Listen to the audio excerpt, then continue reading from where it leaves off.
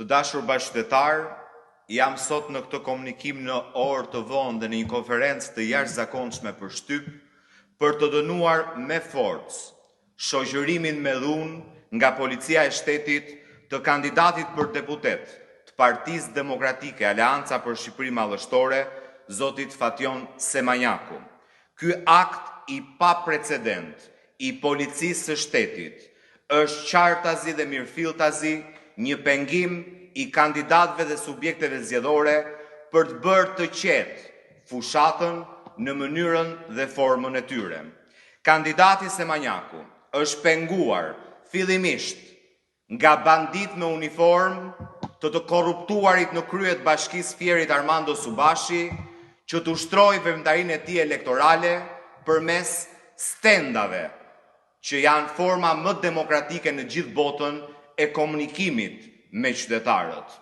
Më pas, përmes një urdhri të palishëm dhe një ndërhyrje të palishme nga policia e shtetit, është urdhëruar shoqërimi me dhunë në drejtorinë e policisë së Fierit të kandidatit për deputet të partisë më të madhe të opozitës, duke synuar intimidimin e tij dhe pengimin për të ushtruar të drejtën e tij për të bërë fushat sipas formave që i zgjedh secili kandidat.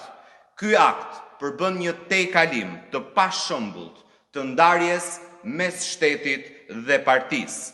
Ka vetëm një qëllim: të intimidojë kandidatët e opozitës në javën e fundit dhe vendimtare të zgjedhjeve të 11 majit.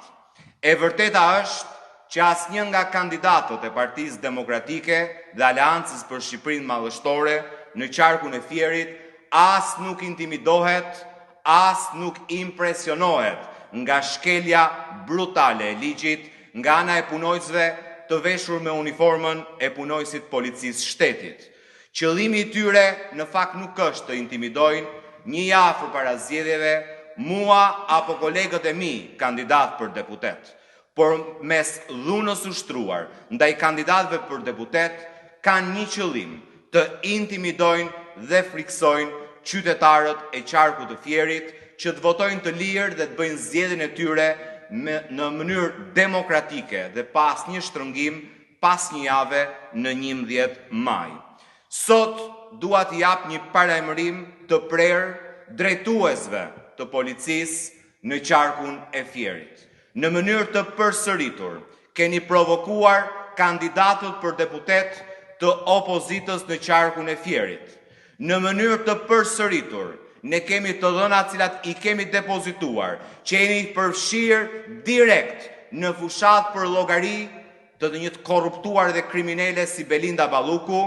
Prandaj ky është momenti që duhet të ndërprisni çdo veprimtari të palishme ndaj opozitës, ndaj qytetarëve, ndaj mbështetësve të Partisë Demokratike dhe të zbatoni me përpikmëri vetëm detyrën tuaj dhe ligjin. Hiqni dorë nga metodat dhe format e ngjashme me sigurimin e shtetit.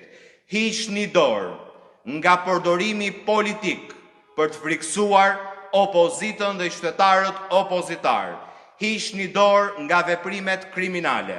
Pas 11 majit nuk do të ketë as Edi Rama, as Belinda Balluku që ju del për zot. E vetmja gjë që mund t'ju dalë për zot është zbatimi me korrektësi i ligjit. Edhe një herë dua të dënoj me forcë ndërhyrjen e policisë shtetit dhe ndërhyrjen e policisë bashkiake.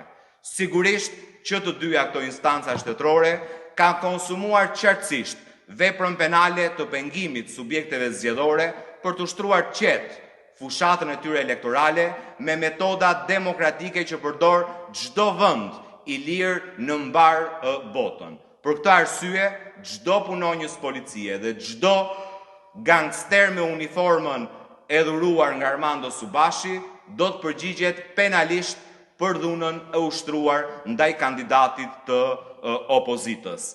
Nga ana tjetër, dua të njoftoj se kam depozituar kallëzim penal për shpërdorim detyre ndaj kryetarit të Bashkisë së Fierit, sepse është i vetmi kryetar në detyrë i bashkive që nuk ka zbatuar detyrimin për të njoftuar subjektin zgjedhor, Partia Demokratike Aleanca për Shqipërinë Madhështore, mbi hapësirat publike që duhet shfrytëzohen nga ana jon për reklam elektorale.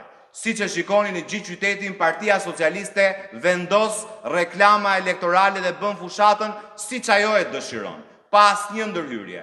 Ndërkohë që opozita dhe kandidatët tanë nuk lejohen të bëjnë fushatën si që ata e mendojnë, aty ku ata e mendojnë. Dhe nga ana tjetër, sot një javë përpara ditës zgjedhjeve, ne nuk kemi ende një njoftim siç urdhëron kodi zgjedhor se kush janë hapësirat publike që do duhet përdor partia më e madhe e opozitës për reklam elektorale.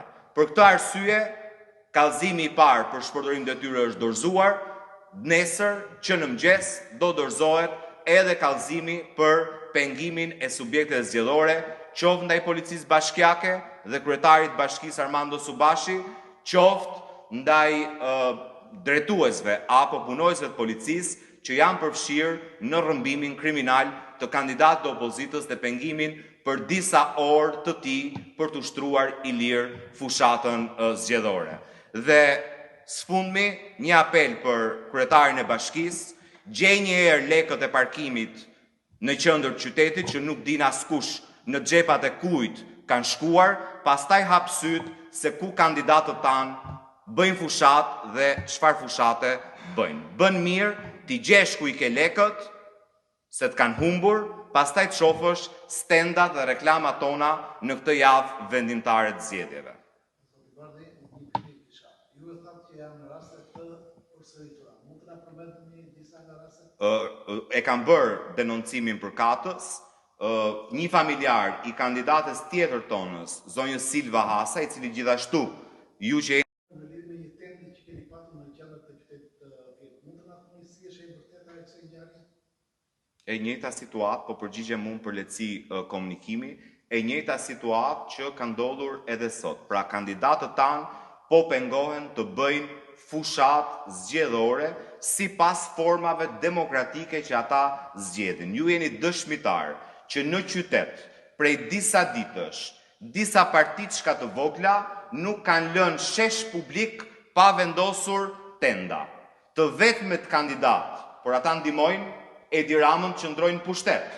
E i vetmi subjekt që rrezikon pushtetin e Edi Ramës dhe do ta mund Edi Ramën në 11 maj, me polici apo pa polici, është Partia Demokratike dhe Koalicioni për Shqipërinë Madhështore. Dhe të vetmit kandidat që po pengohen të bëjnë me format e tyre fushatën elektorale janë kandidatët e Partisë Demokratike.